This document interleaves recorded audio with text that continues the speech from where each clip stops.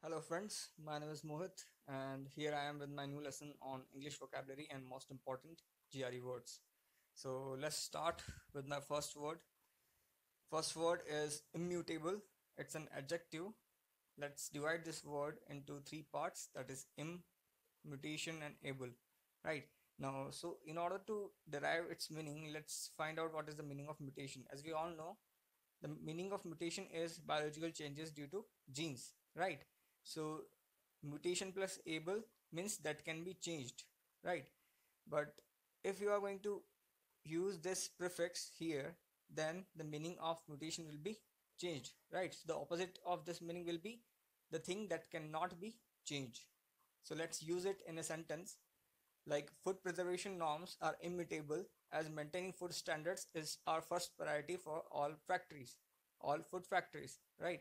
So this is what immutable is. It means that cannot be changed. Our next word is culminate. Culminate is a verb, and to find out its meaning, let's focus over this U and L, right? So if you are able to use this U and L with this part, then you can form a word that is ultimate. Ultimate means the maximum point of anything, the highest point.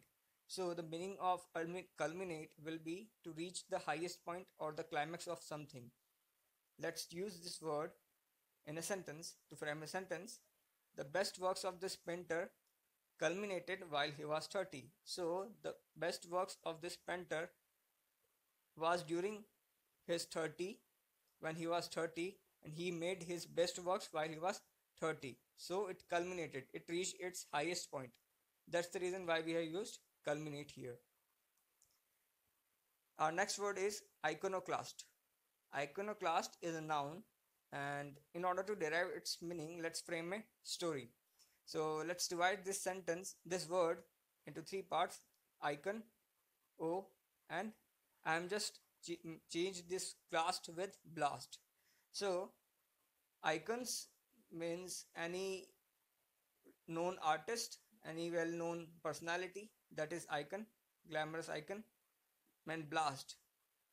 So any icon or any known personality who remarks about something and it creates a lot of chaos and a lot of opposition to this their sayings, right? So whenever a lot of when they attacks or plays with religious beliefs of something, then they are termed as iconoclast. So iconoclast is a noun that is used to describe a personality who attacks or plays with religious beliefs or principles, right?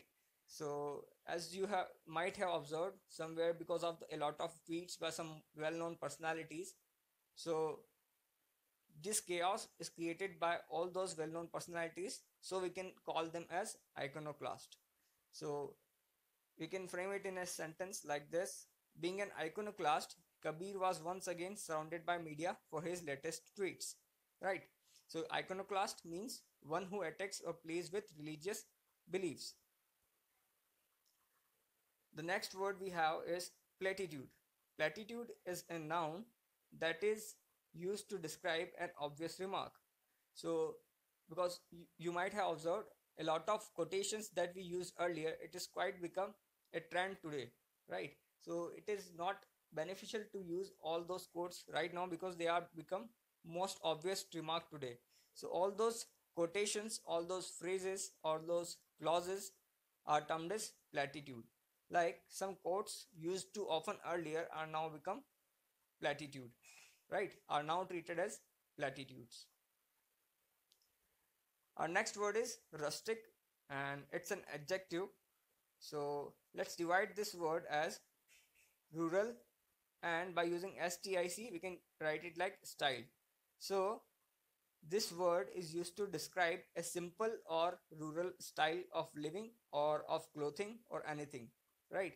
It's a kind of style that is simple and rural. So this word is used to describe rural and simple life, used to describe a feature of anything that is rural or simple. So like having spent 20 years in a metro city, John now enjoys his rustic life. So John enjoys his simple and rural life. That's the reason why we are calling it here rustic life. Our next word is entrenched. Entrenched is an adjective and it is used to describe anything that is so fixed or so securely fixed that it cannot be changed or it cannot be moved. Like something like our habits, it cannot be changed after a long period of time. So all those habits can be termed as entrenched habits. Like it's quite difficult to change entrenched habits after a long time because we won't be able to change it. That's the reason we are calling it entrenched habits that cannot be changed or that is fixed firmly or securely. Our next word is inexorable. It's an adjective, and in order to derive its meaning, let's focus over this part. In plus X. As you might have observed in most of our express trains, all superfast or express trains, these are the priority trains and they are not stopped because of passenger trains, right? So because of the priority, they are unstoppable. We are not going to stop them because of any passenger train, right? So all those things that cannot be stopped or that cannot be prevented from happening, these are termed as inexorable. Like the migration of people to metro cities is inexorable because it's quite obvious and it will happen and it is already happening in present also. So this cannot be prevented from happening. That's the reason why we are calling it inexorable. Okay. Our next word is impudent. Impudent is an adjective, and in order to derive the meaning of impudent, let's create a story. So let's divide this as imp and udent. So improper dent. I'm calling this word, I'm deriving a word that is improper from imp. So dent means making a mark, right? So you can also derive remark from mark, right? So making improper remarks is termed as impudent. So improperly straightforward personalities or this kind of speech that is improperly straightforward or too bold, that is termed as impudent. Like the impudent phrases used by the speaker made everyone to rethink about their decision, right? So he made some impudent phrases or remarks. That's the reason everyone was compelled to think about the decision. Our next word is dogmatic. As it is quite clear here, it is derived from dogma. We all know what is dogma. Dogma are set of principles or beliefs, and we can derive by using dogma and tick, we can derive word stick here. So the simple story that is created here is principles and stick. So if we are sticking to all these principles so firmly that we don't want to change ourselves, right? So that is dogmatic.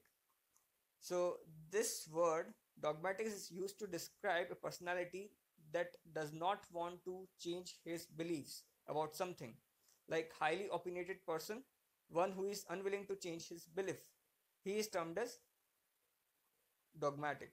Like Abhishek is a sick of his dogmatic ideology about corporate life. So he does not want to change his belief about corporate life. That's the reason we are calling it dogmatic. Now, culpability, it's quite simple and most common word, that is culprit. Culprit, right?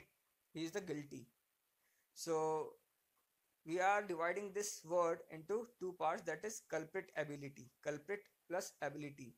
So the ability to be the guilty one, that is culpability. So what will be the meaning of culpability?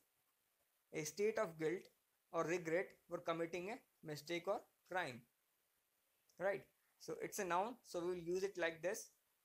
Manish considered his culpability for the car accident, right? So he accepted his committing of crime. So we are using culpability here. So let's have a quick recap of what we have learned today. Immutable, that cannot be changed. Culminate means to reach the highest point, meeting the highest point or the final point or any climax of something. Iconoclast is used to describe a personality that hurts or attacks the beliefs of others. Next is platitude, that is used to describe remarks, right? So platitude is about obvious remarks that are in train. Rustic means rural life, say rural or simple life. Entrenched means so securely firm or securely fixed. Inexorable means unstoppable, that cannot be changed. Impudent means straightforward remarks, too bold remarks. Dogmatic means never, don't want to, unwilling to leave our own principles. And culpability is culprit ability, that is the state of being guilty, right? So these are all the words that we have learned today, and this is my profile. So please visit this link in order to follow me on Unacademy website, and please comment and review so that I can improve my course, and it will be quite beneficial for us, both of us. Thanks a lot. Thanks for watching.